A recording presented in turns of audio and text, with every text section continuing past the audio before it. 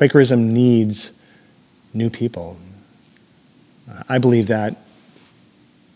I think that a lot of friends do. And the only way that we are going to reach new people is by sharing who we are and why we do this. For this reason, I think that the work Friends Publishing is doing is really important. We are really at a critical moment where we could get better at communicating Quaker experience. We could get better at connecting people together. We could get better at helping deepen the spiritual lives of individuals and deepening the spiritual lives of our community. And what we do, Quakers need.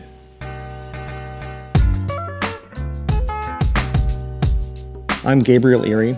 I'm the executive director at Friends Publishing Corporation. I live in Philadelphia. I'm a member of Green Street Friends Meeting. I joined the staff of Friends Publishing Corporation in 2004 as a project and database manager.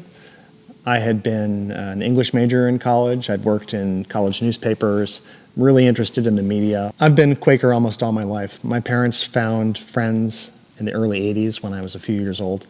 And so I grew up in the Pacific Northwest. We were members of University Friends Meeting. My meeting back home at University Friends Meeting in Seattle sent me a gift subscription to Friends Journal when I was in college. And that helped keep me connected. I believe that there's that of God in every person. And I'm a Quaker because I want to orient my life around that observation. Friends Publishing Corporation publishes Friends Journal. We publish the Quaker Speak videos, and we publish websites, friendsjournal.org, quakerspeak.com, and quaker.org. The mission of Friends Publishing is to communicate Quaker experience in order to connect and deepen spiritual lives. This mission allows us and encourages us to experiment. It doesn't say by publishing a Quaker magazine. It frees us to explore different ways of communicating. And that has opened up a world of possibility to us. Our hope is that the stories that we share and the way that we're sharing them demonstrate to the people that are encountering these stories that Quakerism is something alive, that's something that is active in us today. It's something that people can access and use. And it's not just something that was created in the 17th century and has stayed the same since then. We are all creating it all the time, all around us. What we do with Friends Journal, what we do with Quaker Speak is show this in action. And I think that's something that is remarkable to share. And I know because people have told us over and over again that there's something in this magazine, in this video, that has helped them, that has helped them understand a little bit more about why they're here on Earth, why Quakerism is a path that they might want to follow. Increasingly, this is a doorway in to the Society of Friends for New People. Our history as an organization actually begins in 1827 with a magazine called The Friend. Friends Intelligencer arises in 1844, which is a Hicksite publication. When the two branches of Philadelphia Yearly Meeting reunited in 1955, these publishing organizations, The Friend and Friends Intelligencer, combined to form Friends Publishing Corporation. And Friends Journal has been published continuously since 1955. It's been a magazine all that time, and up until about 2013, it was a black and white magazine. So it looked very much the same from 1827 to 2013. And since then, it's been changing. We've added color. We've made some changes to the way we organize it. Almost every issue now is based on a theme. Our editors, together with the rest of our staff, recognize that we have a role to play in the Religious Society of Friends, and that role includes holding the right kinds of spaces for people to discuss important issues. We started Quaker Speak in 2013 because we recognized that there was a vacuum in the world of online video. We were interviewing John Watts for an article about why Quakers should be active on the internet. And John pointed out to us that very few videos existed about Quakers at that time, and yet YouTube was a platform where millions and millions of people around the world were coming to be educated, be entertained, learn something new, and Quakers just weren't represented. And we recognized that not only was this true, but this was our work. And the lights went on. And so we began Quaker Speak together. We started this project of communicating Quaker experience in a new way. And not only were we able to do this beautifully with excellent production values, with a really high quality product, the important thing is that we found an audience. We found that there were people out there who were hungry for this, who had been waiting for this. For the first 180 or so years of our history as a publisher, we were probably reaching between 6,000 and 10,000 households a year. And the number of Quakers hasn't grown considerably over that time span. And yet, as we have increased our efforts to publish online, as we have created new ways of reaching out, as we started doing online articles, videos, social media, our numbers have increased in terms of the people that we're reaching. Last year, across all of our media, we reached over 1 million unique individuals worldwide.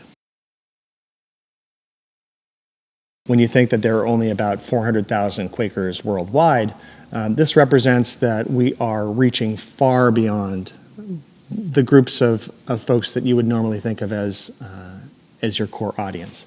What this means is that we created an opportunity to experience living authentic Quakerism for 1 million different people all over the world.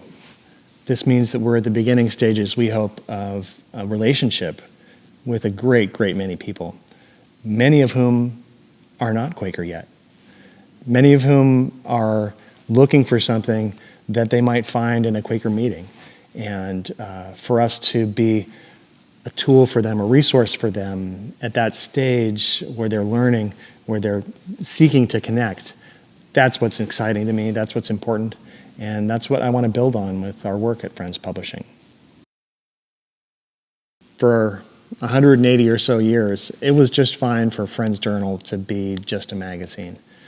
And what we're finding now is that's no longer sufficient. Our vision is bigger. The internet allows somebody anywhere in the world to access what we've published. Our experience has shown us that if we provide something that is accessible, that is of high quality, that gets to the heart of what Quakers are about, how we're living in the world, that people care.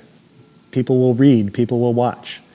And my faith is that if we continue to communicate these stories, if we continue to build relationships with the people who are encountering us, that we'll be able to invite them into support.